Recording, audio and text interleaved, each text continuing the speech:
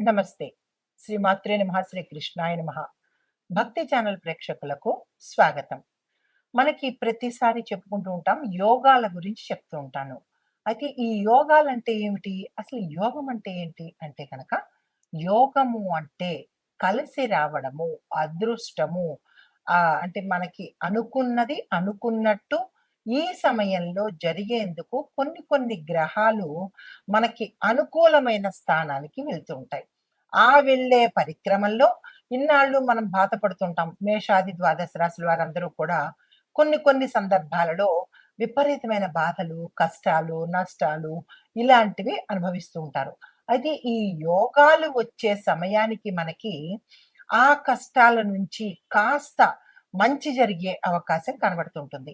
అయితే ఇవి ఏ ఏ గ్రహాలు కలిస్తే మనకి మంచి జరుగుతుంది అంటే కొన్ని కొన్ని మంచి శుభగ్రహాలు కనుక కలిస్తే మనకి విశేషమైన అన్‌ఎక్స్‌పెక్టెడ్‌గా మంచి జరిగే అవకాశం కనబడుతుంది. ఇన్నాళ్ళు మనం బాధలో ఉన్నా లేదంటే నిరాశ, నైరాశ్యము, నిస్పృహలో ఉన్నప్పుడు ఈ యోగాల యొక్క అంటే ఈ యొక్క గ్రహాల కలయికతో మనకి మంచి జరిగే అవకాశాలు ఎక్కువ శాతం ఉంటాయి. అందుకే మనం ప్రతిసారి దేనికైనా అంటుంటారు పెద్దలు, యోగం ఉండాలి, యోగం ఉండాలి అంటే. యోగము అంటే మనకి కలిసి రావడము, అదృష్టము అన్నమాట. అయితే ఇప్పుడు మనకి ఆగస్టు 5వ తారీఖు నుంచి అంటే మనకి జూలై నెలలో 16వ తారీఖు నుంచి మళ్ళా మనకి 17వ తారీఖు వరకు అంటే ఆగస్టు 17వ తారీఖు వరకు గురు ఆదిత్య యోగం కలుస్తోంది. దాని తర్వాత గురువు తర్వాత మనకి బుధుడు ఆదిత్యుడితో అనగా రవిగ్రహము, బుధ గ్రహము 2 కలిసి మరింత విశేషమైనటువంటి మంచి ఫలితాలను ఇవ్వబోతున్నాడు. అంటే ఈ సంవత్సరం 2026 ఓవరాల్‌గా చూసుకున్నట్టయితే చాలా అద్భుతంగానే మనకి మంచి మంచి యోగాలు వరుసగా వస్తున్నట్టుగా గోచరిస్తోంది పంచాంగం ప్రకారము. కానీ కొంతమంది ఏమంటారంటే, "నాకు కలిసి రాలేదు.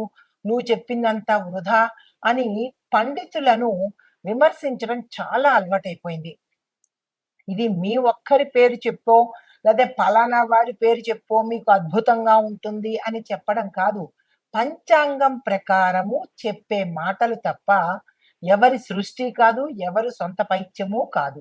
ఈ విషయం ప్రేక్షకులు కొద్దిగా గమనించుకొని మంచి భావనతో వినే ప్రయత్నం చేయండి.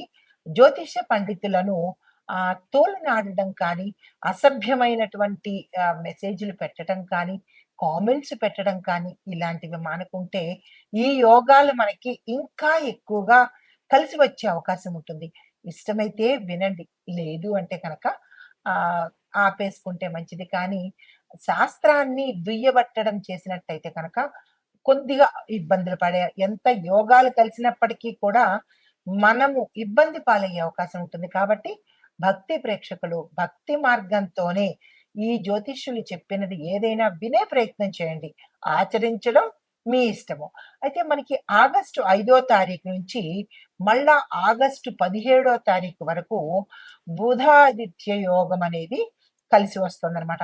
అంటే ఇందులో బుధుడు, రవి ఈ ఇద్దరూ కూడా మనకి ఒకే రాశిలో సంచారం చేస్తూ మిగిలిన రాశులకందరికీ కూడా వారి వారి యొక్క జన్మ కుండలిలో ఏ స్థానంలో అయితే వీళ్ళు కలుస్తున్నారో ఆ స్థానము అద్భుతంగా ఉండేందుకు జరుగుతుందనమాట.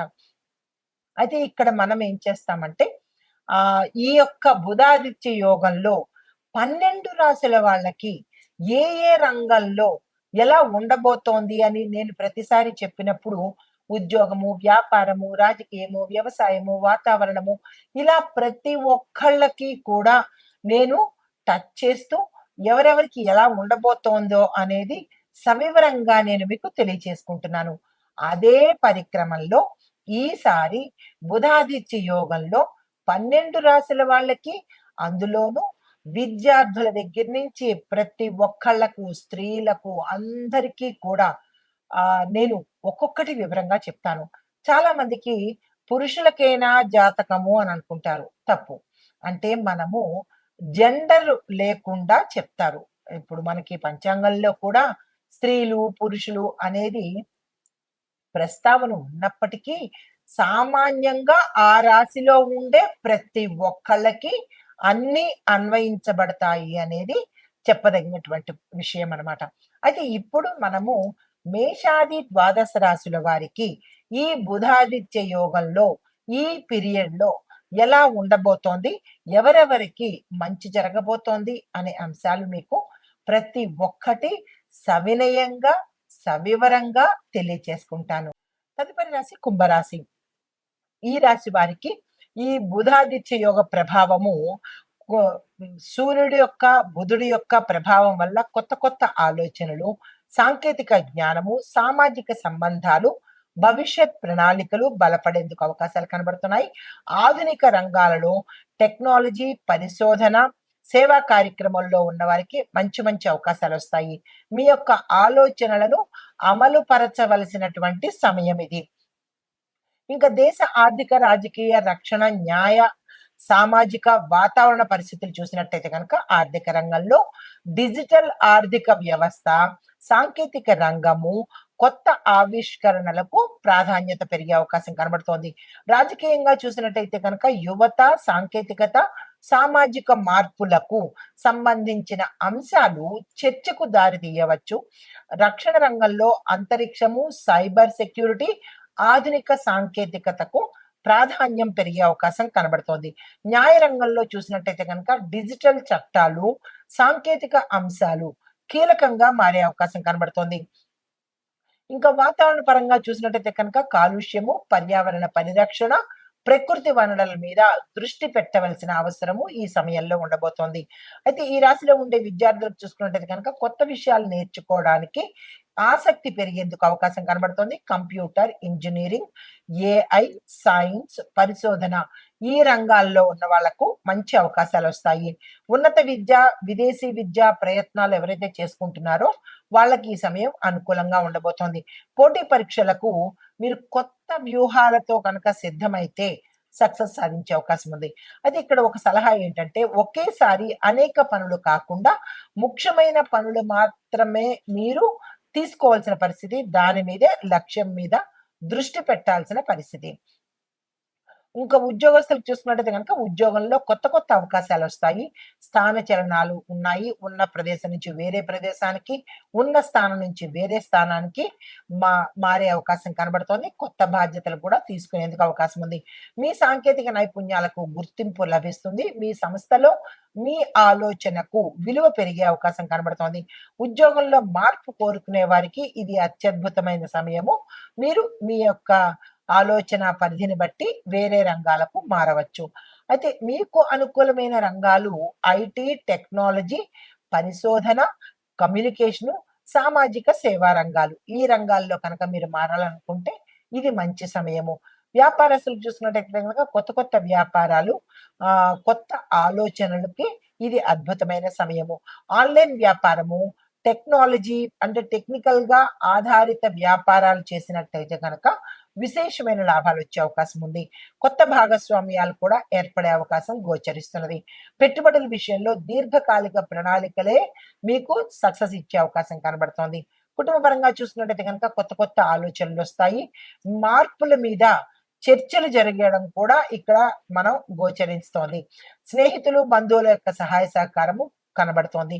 జీవిత భాగస్వామితో భవిష్యత్ ప్రణాళికలు తీసుకోవటానికి, మాట్లాడుకోవడానికి ఇది మంచి సమయము. భావాలను స్పష్టంగా వ్యక్తపరిస్తేనే మంచిది. లేదనుకుంటే తన అనుకున్న వాళ్ళు కూడా దూరమయ్యే అవకాశం కనబడుతుంది. ఈ విషయంలో ఈ రాశిలో వాళ్ళు జాగ్రత్తలు తీసుకోండి. వివాహము, సంతానము చూసినట్టయితే గనక స్నేహాలు, పరిచయాలు వివాహ సంబంధాలుగా మారేందుకు అవకాశం కనబడుతోంది. కొత్త సంబంధాల విషయంలో తొందరపడకుండా నిదానంగా వ్యవహరించండి. వివాహితులకు భార్యాభర్తల మధ్య స్నేహభావము పెరిగేందుకు అవకాశం గోచరిస్తోంది. సంతానం యొక్క విద్య, భవిష్యత్తు విషయంలో మంచి నిర్ణయాలు తీసుకోవటానికి ఇది అనువైన సమయము.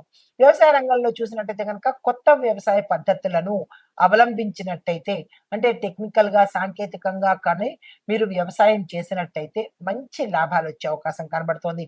మార్కెట్ సమాచారం ఆధారంగా పంటలను ఎంపిక చేసుకునే ప్రయత్నం చేసుకోండి.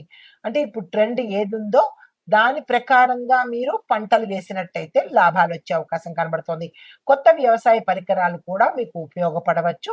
వ్యవసాయం చేసేటప్పుడు సహకార వ్యవసాయము లేదా కొత్త పద్ధతుల మీద కొద్దిగా ఒకసారి దృష్టి పెట్టి ఆలోచించండి. ప్రభుత్వ, ప్రైవేట్ ఐటీ రంగాలు వీటిని చూసినట్టయితే సాంకేతిక, పరిశోధన, పరిపాలన ఈ విభాగాల్లో పనిచేసే వాళ్ళకి మంచి మంచి అవకాశాలొస్తాయి. అధికారిక పనుల్లో ఓర్పు అనేది కొద్దిగా పెట్టుకోవాల్సిన పరిస్థితి. ప్రైవేట్ రంగంలో చూసినట్టయితే గనక కొత్త ప్రాజెక్ట్సు, టీమ్ వర్క్ అవకాశాలొస్తాయి. అందుకునే ప్రయత్నం చేసుకోండి. నైపుణ్యాలకు గుర్తింపొచ్చే అవకాశం ఉంది. ఇంకా ఐటీ రంగం చూస్తే కనుక AI, software, data, cyber security ఈ రంగాలలో పనిచేసే వారికి అభివృద్ధి అనేది అంటే గ్రోత్ అనేది ఇక్కడ కనబడుతోంది. లక్కీ కలర్స్ నీలము, ఆకుపచ్చ, తెలుపు రంగు. కలిసి వచ్చే నంబర్స్ 5, 8, 11. లక్కీ వారాలు అంటే కలిసి వచ్చే వారాలు మీకు శనివారము, బుధవారము, శుక్రవారము. పరిహారాలు ప్రతి బుధవారము గణపతి పూజ తప్పనిసరిగా చేసుకోవాలి. ఓం గుం బుధాయ నమః అనే మంత్రాన్ని చదువుకుంటూ. శనివారం రోజు శని భగవానుడి ఆలయ దర్శనం కానీ, ఆరాధన కానీ చేసుకోవాలి. పేద విద్యార్థులకు సహాయం చేస్తే మంచి జరిగే అవకాశం ఉంది. అయితే మీరు దానాలుగా ఇవ్వవలసినవి పచ్చి పెసలు, నల్ల నువ్వులు, పుస్తకాలు, అన్నదానము. అయితే మీకు చెప్పదగినటువంటి మంత్రము బుధుడికి సంబంధించి ఓం బుంబుధాయ నమః అనే మంత్రము, శని భగవానుడికి సంబంధించి ఓం శం శనేశ్వరాయ నమః అనే మంత్రము, గణపతికి సంబంధించి ఓం గం గణపతియే నమః అనే మంత్రము. ఈ వారాలకు తగ్గట్టుగా మీరు ఈ బుధాదిత్య యోగంలో చదువుకున్నట్టయితే ఈ యోగము అత్యంత యోగ్యదాయకమైనది. అయితే ఈ రాశి వారికి కొత్త ఆలోచనలతో పాటు సాంకేతిక అభివృద్ధి, ఉద్యోగ అవకాశాలతో పాటు భవిష్యత్తు ప్రణాళికలకు చక్కని మార్పు కనబడుతోంది. అయితే మీరు సహనము, ఓర్పుతోనే ముందుకు వెళ్ళే పరిస్థితి ఇక్కడ చేసినట్టయితే మంచి అద్భుతమైన సమయము అనేది చెప్పవచ్చు. ఇది ఈ రాశిలో ఉండేవారు చెప్పదగినటువంటి గోచారిత్య ఫలితాలు, పరిహారాలు, సూచనలు. నమస్తే.